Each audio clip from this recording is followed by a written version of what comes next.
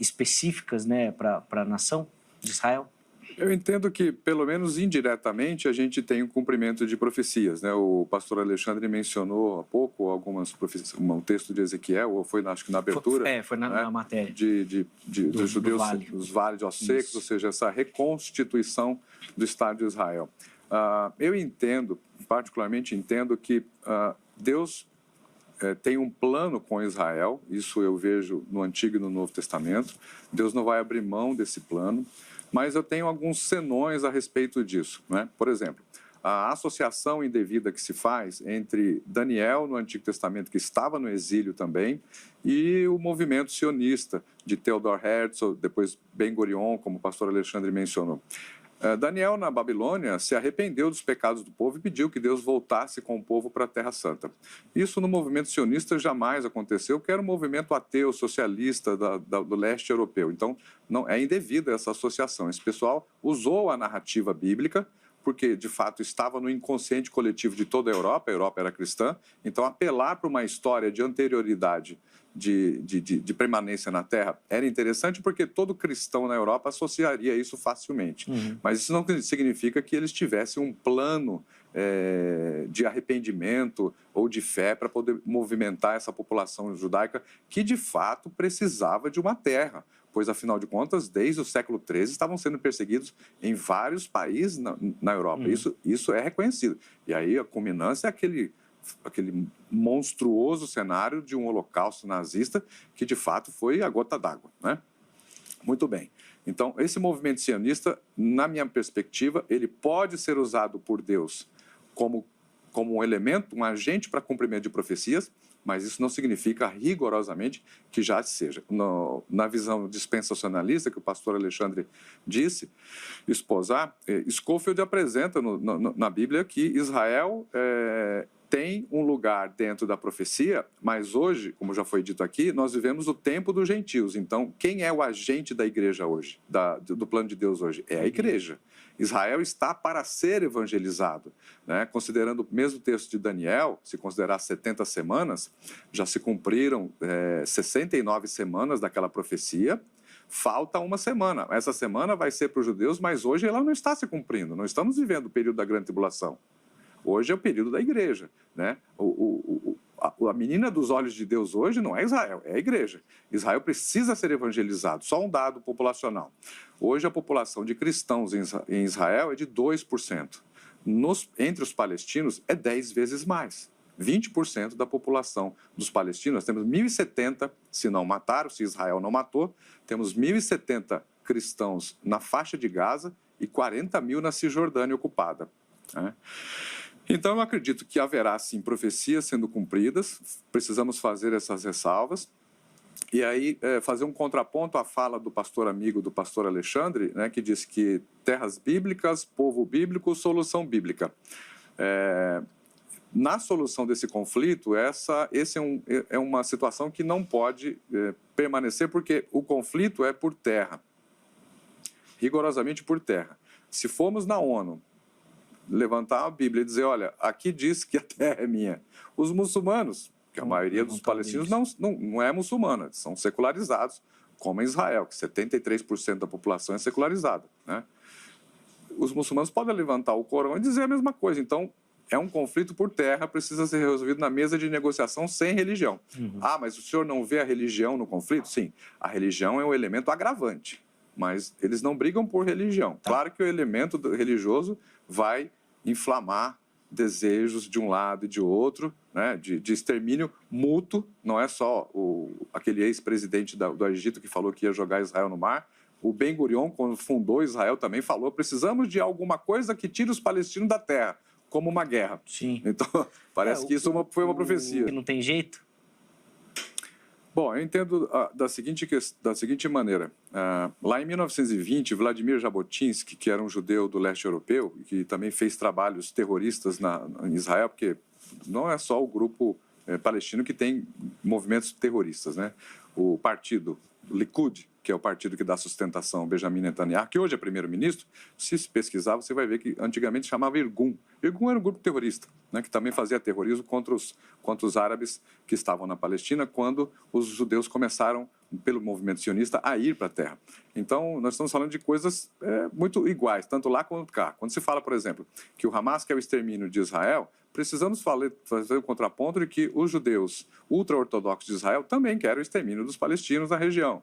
Se fala de terrorismo contra o Estado de Israel, precisamos lembrar também que há um grupo de judeus do movimento do Instituto do Templo, o Temple Institute, que também, vira e mexe, são presos porque o Mossad descobre que eles estão armando bombas para tentar implodir as mesquitas. Então, tem uma população que quer descobrir a outra. Mas quem é essa população? Os extremistas. O extremista Hamas do lado palestino e os extremistas da extrema-direita religiosa de Israel. A população no meio que é paz, né? Quando se fala, por exemplo, que Israel tem 1/800 do tamanho do território dos povos árabes. A gente precisa entender uma coisa. Não é porque os palestinos falam árabe, os egípcios falam árabes, os árabes falam árabes, que eles são as mesmas populações étnicas. Um venezuelano fala espanhol e ele não quer morar na Argentina, ele quer morar na Venezuela. Um colombiano fala espanhol e ele não quer morar no Peru, ele quer morar na Colômbia. Então, o fato dos palestinos e os árabes terem um território imenso naquela região do Oriente Médio não significa que os palestinos queiram morar em outros países. E também não significa que os outros países têm que dar acolhimento, embora deem. Né? Mais da metade da população da Jordânia é palestina. A bandeira da Jordânia é igual à da Palestina, com a diferença que a da Jordânia tem uma estrela. Né?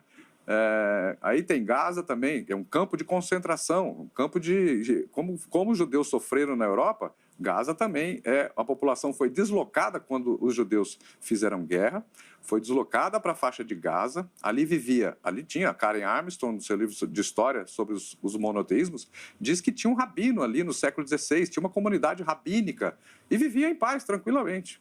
Mas depois que Israel invadiu a terra dos palestinos, da virada do século XIX para o século XX, dados de Israel, números de Israel, havia 10 vezes mais palestinos na terra do que judeus. Zeca, em 1932, um judeu criou um jornal chamado The Palestine Post.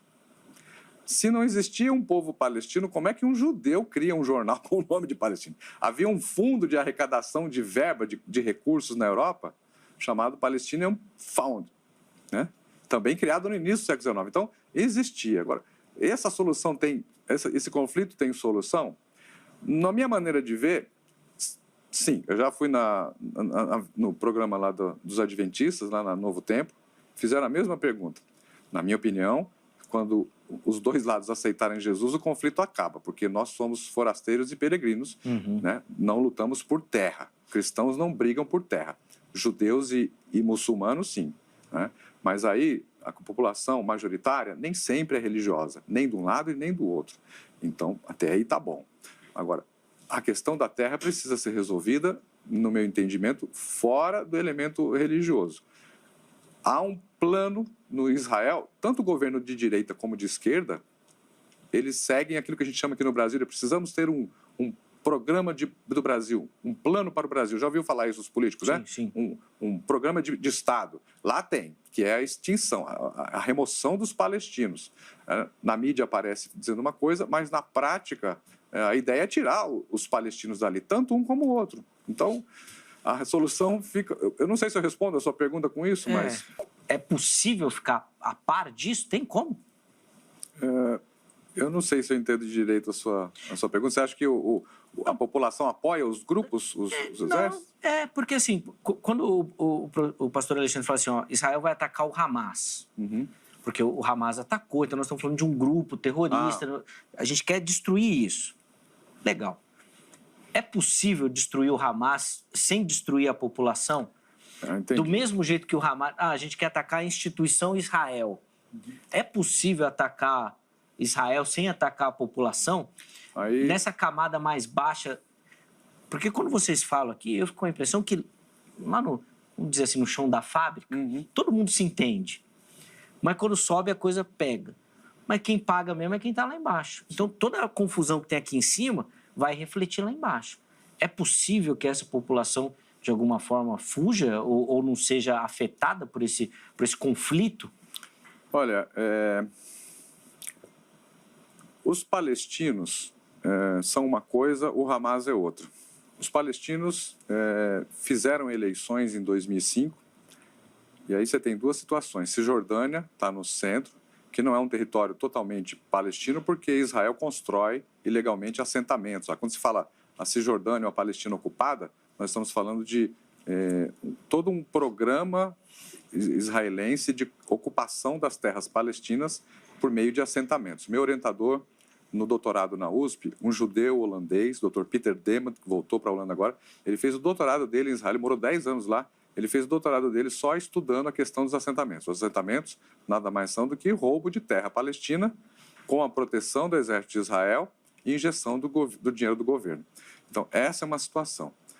Enquanto estão atacando Gaza, está tendo conflito. Os colonos na Cisjordânia estão atacando os palestinos lá, mas a imprensa não está mostrando porque a outra situação dá mais divulgação. Os palestinos não gostam do Hamas. Essa que é a realidade. Fora do tempo de guerra, o Hamas é atacado, é criticado. É um grupo de movimentação islâmica. Diferente do Fatah, como ele disse, o Fatah não era um grupo terrorista, como o pastor Dutra colocou, que era um partido socialista. Tanto é que o líder dele, Yasser Arafat, junto com Isaac Rabin, que era o primeiro-ministro de Israel, receberam ambos o Prêmio Nobel da Paz. Ora, o Prêmio Nobel não está, até onde eu sei, eles não estão condecorando terroristas, né? Então, é um grupo socialista, de origem socialista, de natureza secularizada, não envolve religião. A mulher do Yasser Arafat era cristã, né? Muito respeitada entre os palestinos. Agora, você colocou uma pergunta, o seguinte: dá para Israel atacar o mal, o tumor, que é o Hamas? Eu concordo, é um mal, é um tumor, aquele tipo de mal necessário. Se o Hamas não tivesse lá, a Jihad Islâmica não existisse na faixa de Gaza, com certeza Israel já teria varrido os palestinos dali, ok? Então vai fazendo em doses homeopáticas. Mas aí você coloca uma questão: é possível atacar uma coisa sem afetar outra, a população inocente? Aí eu fico pensando, falam-se tanto do serviço de inteligência de Israel, do serviço secreto, da tecnologia, da precisão. Se fosse ou não é tão bom assim, porque, primeiro, foram pegos de surpresa num dos maiores ataques que Israel já sofreu, e a contraofensiva é muito desproporcional ao dano sofrido. Parece que já estamos em 6 mil mortos, né? Desde 2008... até o início dessa guerra, Israel já tinha matado 6.300 palestinos. Agora, nesse curto espaço de tempo, mais de 6 mil palestinos já morreram. Quantos judeus morreram? 1.500. Mais de 150 mil estão feridos. Quase 1 milhão estão deslocados. A faixa de Gaza é uma prisão a céu aberto. Por que o pessoal de Gaza não sai dali? Porque Israel não deixa. Ele simplesmente cercou. Aliás, numa falha estratégica de Ariel Sharon, que foi um general de guerra que o pastor Alexandre conhece muito bem, né? Eles criaram aquele território para ser ocupados por refugiados da Cisjordânia, palestinos que foram deslocados. Israel cercou e não deixa sair. Não é que vai dar emprego lá em Israel, porque Israel é bonzinho.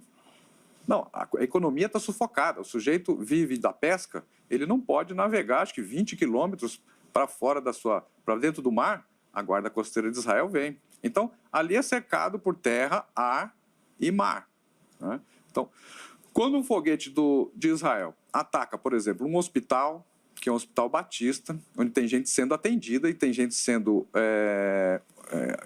se escondendo ali, se refugiando, né? Al Jazeera já mostrou que ali foi um foguete realmente de Israel, né, com imagens analisadas segundo a segundo. Tem outra, o clérigo anglicano de Gaza veio a público ontem dizer: não, nós fomos avisados pelo exército de Israel que era para evacuar. Então, quem atacou foi Israel, né? Então, quantos já são? Acho que 8 hospitais destruídos por Israel.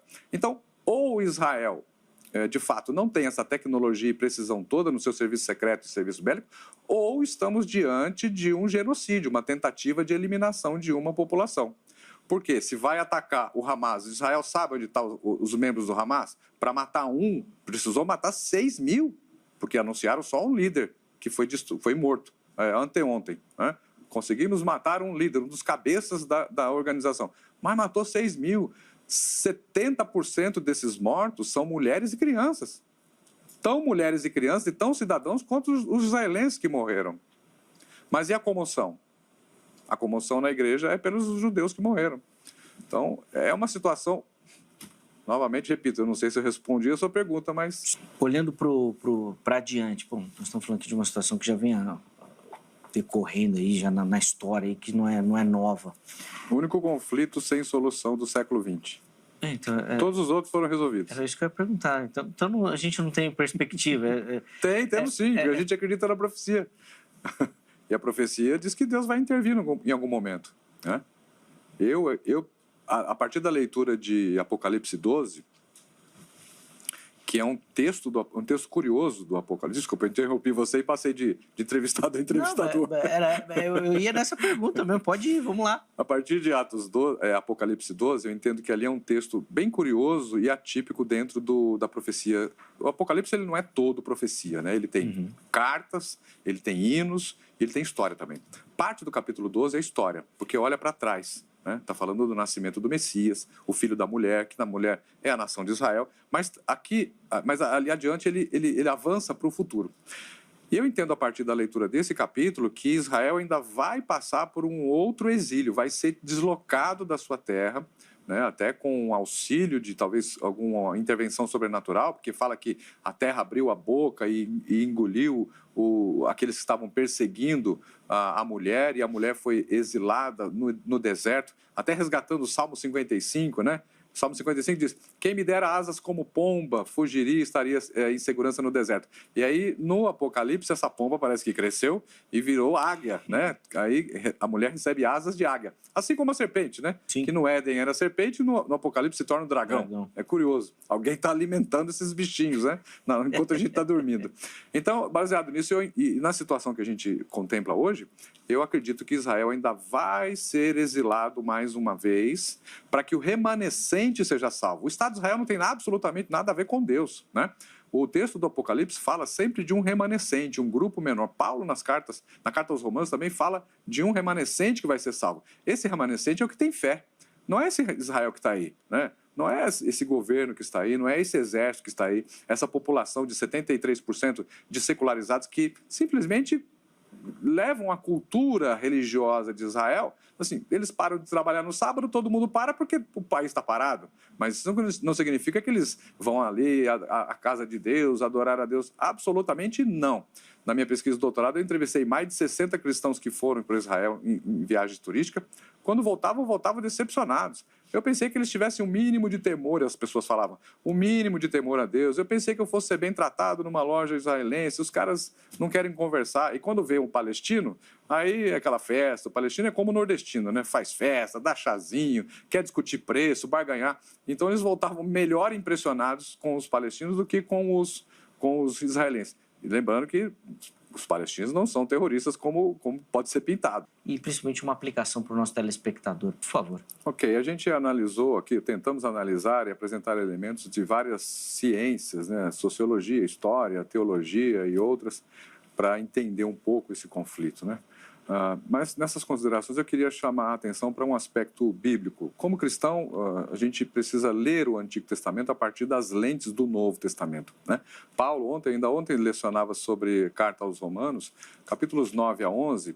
O apóstolo Paulo, sendo um judeu, disse que hoje, né, o pastor Alexandre leu aí o Salmo, fez uma aplicação, mas o apóstolo Paulo disse que hoje Israel é inimigo de Deus por causa do Evangelho. Então, eles não estão em aliança com Deus no sentido do Evangelho.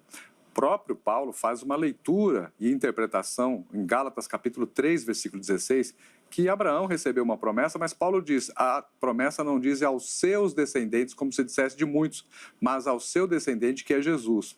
E mais à frente, Romanos vai dizer que Abraão, que recebeu a promessa da terra, ele mesmo não construiu uma casa de alvenaria, nem de pedras, ele peregrinou como se estivesse numa terra estrangeira e morou em tendas, ou seja, isso fala da fragilidade desse aspecto terreno, porque o Abraão tinha a mesma esperança que nós temos de uma Jerusalém celeste, não a terrestre. Nós não temos compromisso com a terra, nós queremos o céu, né? Então, eu gosto, para finalizar, gosto de uma teologia de Paulo, a teologia da reconciliação, que ele desenvolve em 4 textos, Efésios, Colossenses, 1 Coríntios e Romanos.